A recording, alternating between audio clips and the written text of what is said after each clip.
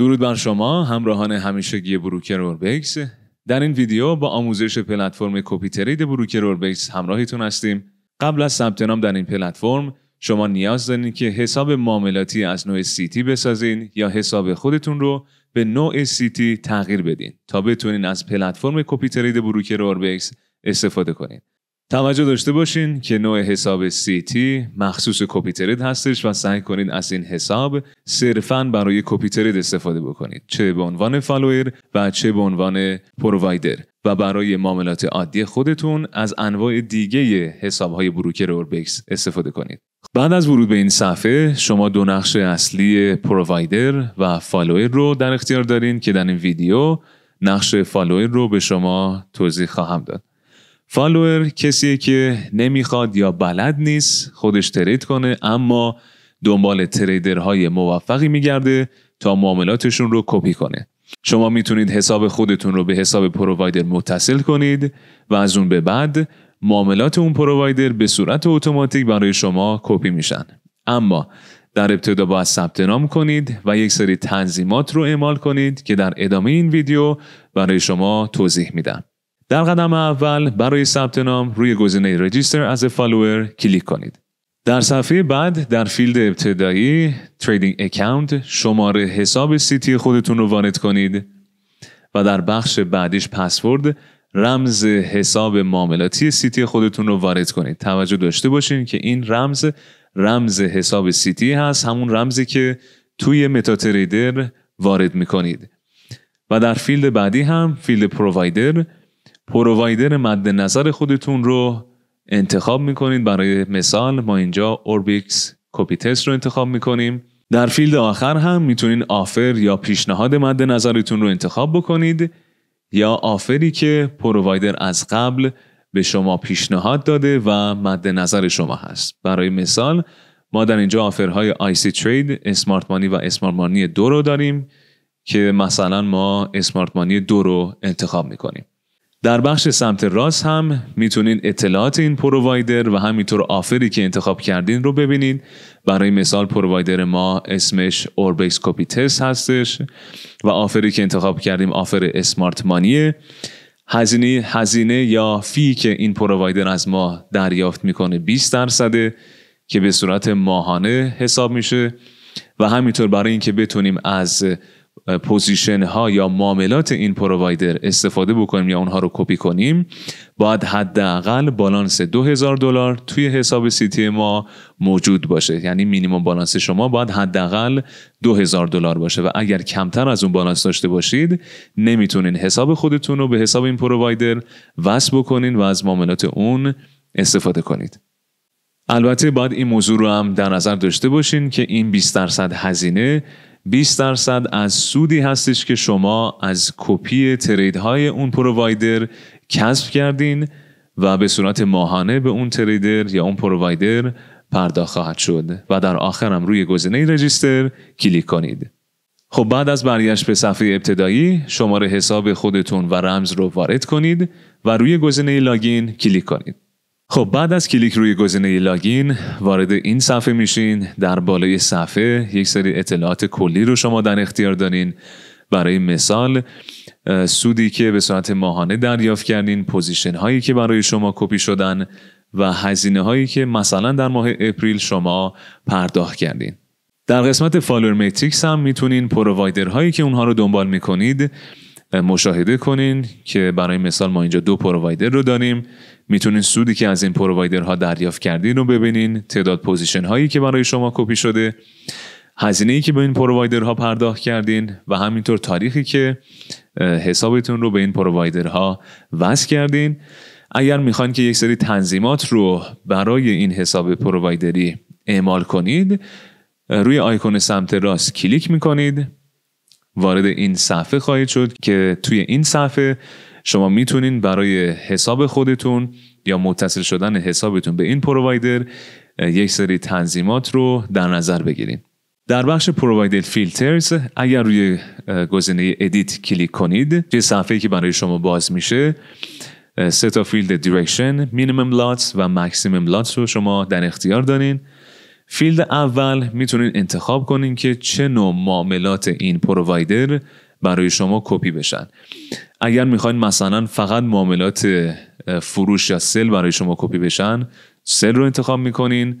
اگر فقط بای رو میخواین، بای. و اگر میخواین که تمام معاملات این پرووایدر چه بای و چه سل برای شما کپی بشن، گزینه آل رو انتخاب کنین. در دو گزینه بعدی، دو فیلد بعدی، شما میتونین یک رنج از حجم رو تعیین بکنید که اگر این پرووایدر در این رنج پوزیشن بازگرد برای شما کپی بشه. برای مثال من میخوام که مثلا حداقل اگر این پرووایدر مثلا پوزیشنی با حجم 0.2 بازگرد برای من کپی بشه و ماکسیموم هم مثلا پوزیشنی که باز میکنه حجمش بیشتر از مثلا 1 لات نباشه، پس توی قسمت مینیمم لاتس 0.2 رو وارد میکنم و توی قسمت ماکسیمم لاتس هم 1 لات رو وارد میکنم. با این تنظیمات اگر پوزیشن های این پرووایدر بین 0.2 تا 1 لات باشه، مثلا 0.2، 0.5، 75 صدم، 8 دهم یا 1 لات باشه، این معاملات برای من کپی میشن. و اگر کمتر از 0.2 یا بیشتر از 1 لات باشن، این معاملات برای من کپی نخواهند شد. توجه داشته باشین که شما بسته به ریسک پذیری خودتون، موجودی حسابتون، این مینیمم لاتس و ماکسیمم لاتس رو میتونین تغییر بدین و اون مبلغ، اون به اصطلاح حجمی که مد نظرتون هست رو بسته به ریسک پذیریتون یا حالا مدیریت ریسکتون یا بالانستون در این بخش وارد کنید و در آخر هم روی گزینه سیو چنجز کلیک کنید. در قسمت بعدی، قسمت سابسکریپشن استراتژی، اگر روی گزینه ادیت کلیک کنید، یه بخشی داریم به اسم والیوم اسکیلینگ که 3 گزینه آتو اسکیل، مالتیپلای و فیکس رو شما میتونید ببینید. کلا توی بخش سابسکریپشن استراتژی شما میتونید یک سری تنظیمات رو اعمال بکنید که به اصطلاح بتونید اون محاسبه حجم رو برای خودتون در نظر بگیرید. یعنی اصطلاح با انتخاب یک سری گزینه ها میتونید تعیین کنین که هر موقع که اون پرووایدر پوزیشنی باز میکنه چه حجمی برای پوزیشن شما کپی بشه. اگر گزینه آتو اسکیل رو انتخاب بکنید، میاد موجودی حساب پرووایدر رو با حساب شما مقایسه میکنه و حجم رو برای شما در نظر میگیره. به چه سبکی؟ برای مثال اگر که پرووایدر توی حساب خودش $1000 داشته باشه و شما توی حساب خودتون $2000 داشته باشین، یعنی 2 برابر حساب پرووایدر، در صورتی که البته این نکته رو مد نظر داشته باشین، در صورتی که ریشیو مالتیپلایر 1 باشه، شما موجودی حسابتون 2 برابر حساب پرووایدره، اگر اون مثلا 0.2 پوزیشن باز کنه، برای شما 0.4 حجم باز خواهد شد. چرا؟ چون موجودی حساب شما 2 برابر پرووایدره، در صورتی که البته ریشیو مالتیپلایر 1 باشه. اگر هم گزینه کامپیرد ولیو رو شما از روی بالانس روی اکویتی بذارین، میاد اکویتی حساب پرووایدر رو با اکویتی حساب شما مقایسه میکنه و بعد بر حسب این مقایسه اون حجم رو برای شما در نظر میگیره. خب پس اگر بخوام به صورت خلاصه آتو اسکیل رو بهتون توضیح بدم، آتو اسکیل نسبت حساب شما با حساب پرووایدر رو در نظر میگیره و همون درصدی که پرووایدر پوزیشن رو روی حساب خودش باز بکنه به همون نسبت روی حساب شما هم کپی میکنه، که پیشنهاد ما اینه که والیوم اسکیلینگ رو روی آتو اسکیل قرار بدین، کامپیرد ولیو هم روی بالانس بذارین و ریشیو مالتیپلایر هم حتما روی 1 قرار بدین. گزینه بعدی در قسمت والیوم اسکیلینگ مالتیپلای هستش. بخش مالتیپلای به این حالته که هر حجمی که اون پرووایدر برای پوزیشن خودش قرار بده رو ضرب در عددی میکنه که شما در نظر گرفتین. اون عدد ضرب رو شما تو قسمت والیوم مالتیپلایر وارد میکنی. اگر والیوم مالتیپلایر 1 باشه، برای مثال اگر اون پرووایدر حجم 0.2 رو وارد بکنه، همون 0.2 هم برای شما کپی میشه. اما اگر والیوم مالتیپلایر رو مثلا روی 2 بذارین، اون حجم ضرب در 2 میشه. یعنی اگر 0.2 بزنه، پوزیشنی که برای شما کپی میشه 14 خواهد بود و همینطور اگر 3 باشه 3 برابر یعنی 6 و تا به بالا.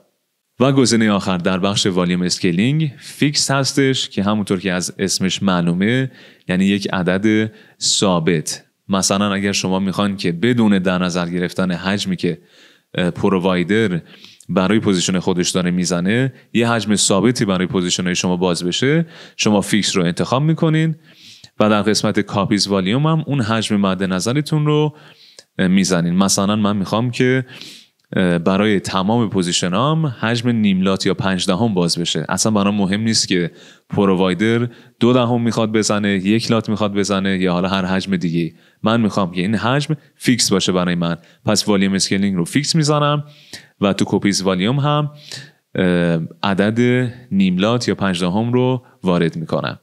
یه قسمت همچنان باقی مونده که تو بخش مولتیپلای و آتو اسکیل شما این بخش رو دارین در انتهای این صفحه به اسم Small Volumes Handling. شما تو این بخش که 2 گزینه داره به اسم Skip Low Volumes و Risk by Rounding to Min Lot میتونین یه سری تنظیمات رو اعمال بکنید که چه اتفاقی برای پوزیشن های بیفته که حجمشون کمتر از حجم مشخص شده شما هستن. اگه یادتون باشه تو بخش قبلی بخش پرووایدر فیلترز یه مینیمم حجم رو وارد کردیم 0.2. حالا اگر پرووایدر حجمی کمتر از اون وارد بکنه، مثلا 0.1 وارد بکنه یا 500، شما تو این بخش میتونید مشخص بکنین که چه اتفاقی برای اون پوزیشن ها بیفته. مثلا اگر اسکیپ لو والیومز رو بزنین اون پوزیشن برای شما کپی نمیشه، اسکیپش میکنه، ردش میکنه. اگر هم میخواین که نه اون پوزیشن رو از دست ندین میتونین ریسک بای راوندینگ رو بزنین. به چه معنا؟ که اگر مثلا اون پرووایدر 500 وارد کرده بیاد این حجم رو گرد بکنه به مینیمم حجم مد نظر شما. ما مثلا 0.2 رو اونجا در نظر گرفته بودیم، پس اگر 500 بزنه این گزینه میاد اون عدد رو روند میکنه به 0.2 ما و اون پوزیشن رو برای ما کپی میکنه. و در آخر هم که روی گزینه Save Changes کلیک کنید. خب در قسمت بعدی، قسمت کارکشن، اگر روی گزینه Edit کلیک کنید 2 فیلد Max Open Volume و Action رو میتونید ببینید. در قسمت Max Open Volume همونطور که از اسمش معلومه میتونید مشخص کنین که حد اکثر حجم پوزیشن های باز شده روی حساب شما چقدر باشه. این عدد بسته به مدیریت ریسک شما داره و ریسک پذیری شما داره. برای مثال من نمیخوام که مثلا بیشتر از 5 لات پوزیشن روی حساب من باز بشه، پس اینجا عدد 5 رو وارد میکنم. یا مثلا میخوام که بیشتر از 1 لات دیگه نباشه، پس اینجا عدد 1 رو وارد میکنم. توی قسمت بعدیش فیلد بعدی یا فیلد اکشن شما 2 گزینه اسکیپ و اسکیل داون رو دارین. چه اتفاقی میفته؟ شما میان معلوم میکنین که حالا اگر من عدد 1 رو وارد کردم مثلا، یعنی نمیخوام دیگه بیشتر از 1 لات روی حساب من پوزیشن باز بشه، اگر پوزیشن ها بیشتر شد چه اتفاقی بیفته؟ تو قسمت اکشن این داستان رو مشخص میکنین. اگر گزینه اسکیپ رو انتخاب بکنید میاد پوزیشن های بعدی رو، یعنی وقتی که ماکسیموم اون والیوم یا حجم پر شد، پوزیشن های بعدی رو اسکیپ میکنه، رد میکنه برای شما، کپی نمیکنه. و اگر گزینه اسکیل داون رو انتخاب کنید میاد حجم اون پوزیشن رو به قدری کم میکنه تا برسه به ماکسیموم حجمی که شما انتخاب کردین و پوزیشن رو برای شما کپی میکنه. مثلا فرض کنید که شما عدد 1 رو اینجا وارد کردین 1 لات، در حال حاضرم مثلا 0.9 لات پوزیشن روی حساب شما باز هست. پوزیشن بعدی که میخواد باز بشه مثلا 0.3 و دیگه ظرفیت نداره دیگه حساب شما 1 لات رو گذاشته بودین. میاد اون پوزیشن جدید رو حجمش رو میاره تا 0.1 و بعد برای شما باز میکنه که اون ماکسیموم پوزیشن های باز به 1 لاتی که شما مشخص کردین برسه. و در آخر هم طبق تنظیمات قبلی روی Save Changes کلیک کنین تا این تنظیمات برای شما ذخیره بشن. و در بخش آخر، بخش ریسک منیجمنت، مدیریت ریسک رو دارین که اگر روی گزینه Create کلیک کنید این صفحه برای شما با 4 فیلد باز خواهد شد: فیلد پارامتر، Threshold، Subscription Action و Trading Action.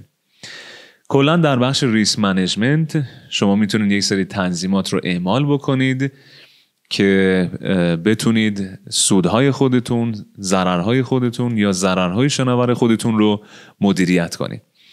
در بخش پارامتر شما 3 گزینه توتال لاس، توتال پروفیت و فلوتینگ لاس رو دارید.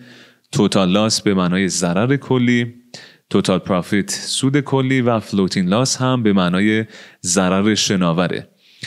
تفاوت ضرر شناور یا فلوتینگ لاس با توتال لاس اینه که توتال لاس پوزیشن های ضرری هستن که بسته شدن، اما فلوتینگ لاس پوزیشن های ضرری هستن که هنوز بازن و بسته نشدن. برای مثال اگر شما میخواین که روی حسابتون یک سری تنظیمات اعمال کنید که مثلا پوزیشن های ضرر شما یا ضرر شناور شما بیشتر از $1000 نشه و اگر مثلا به $1000 رسید دیگه پوزیشن جدیدی برای شما کپی نشه، از این قسمت شما فلوتینگ لاس رو انتخاب میکنید. در قسمت ترشهولد اون مقدار یا اون پولی که مد نظرتون هست رو وارد میکنید، برای مثال $1000. و در قسمت بعدی سابسکریپشن اکشن میتونید انتخاب کنید که حالا اگر مثلا ضرر شناور من به $1000 رسید چه اتفاقی بیفته. سابسکریپشن اکشن مرتبط با اون پرووایدری که شما انتخاب کردین. اگر کیپ رو انتخاب کنید شما همچنان اون پرووایدر رو فالو میکنید. اگر گزینه ساسپند رو انتخاب کنید، همونطور که از کلمش معلومه ساسپند به معنی معلق، یعنی این حساب پرووایدری که شما از قبل دارین فالوش میکنید معلق میشه، یعنی پوزیشن جدیدی از این پرووایدر برای شما کپی نخواهد شد، اما همچنان شما اون رو فالو دارین و تنظیماتی که اعمال کردین همچنان سر جاش هست. و در گزینه آخر unsubscribe اگر این گزینه رو انتخاب کنید، وقتی که ضررهای شناور شما به $1000 رسید میاد اون پرووایدر رو unsubscribe میکنه، unfollow میکنه، یعنی شما دیگه دنبالش نمی کنید، پس پوزیشن جدیدی هم برای شما اعمال نمیشه و تمام تنظیماتی که شما هم برای این پرووایدر اعمال کردین کاملا پاک میشه و اگر شما بخواید مجدد این پرووایدر رو فالو کنید باید از نو این تنظیمات رو برای اون پرووایدر بسازید. و در گزینه آخر تریدینگ اکشن هم انتخاب میکنین که حالا چه اتفاقی برای این پوزیشن های ضرر شما بیفته. مثلا این ضرر شناور ما که حالا به $1000 رسیده، اگر کیپ آل باشه همچنان نگهشون میداره. اگر میخوان همه رو ببنده کلوز آل رو انتخاب میکنین. البته یه نکته رو بگم، گزینه کیپ آل و کلوز آل برای تمام پوزیشن ها هستن، چه سودده چه ضررده. اگر میخواین صرفاً ضررده ها بسته بشن باید گزینه unprofitable رو انتخاب بکنین. یعنی اگر خواستین تمام پوزیشن های ضررده شما بسته بشن close all unprofitable رو انتخاب میکنید. تفاوتش با close unprofitable اینه که اگر گزینه close unprofitable رو انتخاب بکنید میاد یک سری پوزیشن های ضررده شما رو میبنده تا برسه به زیر اون عددی که شما انتخاب کرده بودین، زیر اون $1000. مثلا اگر 4 تا پوزیشن دارین که $1000 توی ضرره، میاد یه دونه رو میبنده، مثلا اونی که $200 توی ضرره، تا اون ضرر کلی شما یا پوزیشن های ضررده شما برسه به زیر $1000 و بقیه رو نگه میداره. اما اگر گزینه close all unprofitable رو انتخاب کنید کلا هرچی پوزیشن ضررده هست و برای شما خواهد بست. بعد از اینکه تنظیمات مرتبط با خودتون رو، مرتبط با مدیریت ریسکتون رو در این قسمت ها وارد کردین، روی گزینه create کلیک کنین تا مدیریت ریسک خودتون در این قسمت برای شما ساخته بشه. خب همونطور که میبینین این ریسک منیجمنت برای ما در این قسمت ایجاد شد که از نوع فلوتینگ لاس هستش تا کمتر از $1000 و اگر روی آیکون سمت راست کلیک بکنید ادیت و دیلیت رو دارین که اگر خواستین میتونین اون تنظیمات رو ادیت کنین یا کلاً پاکش کنین. و البته این نکته رو بهتون بگم که شما میتونین چندین ریسک منیجمنت یا مدیریت ریسک برای خودتون ایجاد کنید. در قسمت پایین صفحه هم شما دو گزینه یا دو بخش پوزیشن و دیلز رو دارین که میتونین معاملاتی که برای شما کپی شدن رو با جزئیاتشون در این قسمت ببینید و در بخش فیز هم میتونین اون فی ها یا هزینه هایی که برای کپی شدن این پوزیشن ها شما پرداخت کردین رو در این بخش فیز مشاهده کنید. در بخش بالای صفحه سمت راست گزینه اکشنز رو شما میتونید ببینین که دو گزینه اکتیویت و آن سابسکرایب رو شما دارین.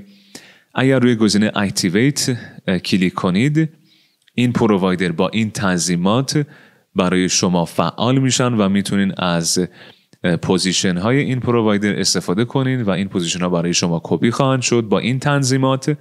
و اگر آن سابسکرایب رو انتخاب کنید که شما دیگه این پرووایدر رو دنبال نخواهید کرد و پوزیشنی برای شما کپی نخواهد شد. خب برگردیم به صفحه اصلی. از قسمت پایین صفحه بخش ریتینگز هم میتونین لیست پرووایدرها و همینطور اطلاعات اونها رو مشاهده کنید. اگر روی بخش پروفایل کلیک کنید وارد صفحه اون پرووایدر بشین و یک سری اطلاعات رو مرتبط با اون پرووایدر مشاهده کنید و اگر دوست داشتین حساب خودتون رو به حساب اون پرووایدر متصل کنید از سمت راست صفحه روی گزینه اینوست کلیک کنید و میتونید حساب خودتون رو به حساب اون پرووایدر متصل کنید. خب از قسمت بالای صفحه منوی بالای صفحه بخش مای پورتفولیو میتونین پرووایدر هایی که دارین دنبالشون میکنید رو ببینید. همینطور اینکه این پرووایدرها کدومشون فعال هستش و کدوم غیر فعال که همونجور که داریم میبینید در حال حاضر از این دو پرووایدرهایی که ما حسابمون رو بهشون وصل کردیم یک کدومشون فعاله یا اکتیوه و یکی از اونها غیر فعال. همینطور سودی که به صورت ماهانه از این پرووایدرها دریافت کردین و هزینه یا فی که به اونها پرداخت کردین رو میتونید در این بخش مشاهده کنین. در قسمت مای اکاونتس هم میتونید اطلاعات حساب خودتون، اسم حسابتون، شماره حسابتون، موجودی داخل حسابتون و تاریخی که حسابتون وصل شده رو مشاهده کنین و همینطور با زدن آیکون سمت راست یک سری جزئیات بیشتر از حسابتون رو میتونید در این بخش داشته باشین. و در بخش ترانزکشن هیستوری میتونین تاریخچه از تراکنش های حساب خودتون رو در این بخش مشاهده کنید. در بخش ریتینگز هم همونطور که توی صفحه اصلی توضیح دادم لیست پرووایدرها رو دارین و در قسمت آخر ریپورتس هم بعد از یک مدت فعالیت در بخش کپی ترید بروکر و اوربکس اگر نیاز داشتین که گزارشی از حساب خودتون تهیه کنید در بخش ریپورتس میتونین این گزارش رو برای خودتون بسازین و در دسترس شما خواهد بود. در بخش بالای صفحه سمت راست هم اگر دوست داشتین که پلتفرم شما یا حساب شما دارک مود باشه میتونین این قسمت رو تغییر بدین. سمت چپ این گزینه شما یک سری زبانهای دیگر رو در اختیار دارین که میتونین زبان حساب خودتون یا پلتفرم رو تغییر بدین.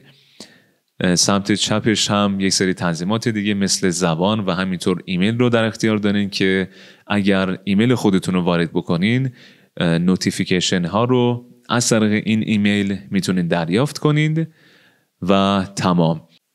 توضیحات دیگه برای بخش فالوور نیست. امیدوارم که تا اینجای کار این توضیحات برای شما مفید واقع شده باشه. اگر سوال دیگه دارین حتما به بخش پشتیبانی مراجعه کنین و از پشتیبانهای ما سوالتون رو بپرسین. از طرف بروکر اوربیس برای شما آرزوی سودمندی داریم.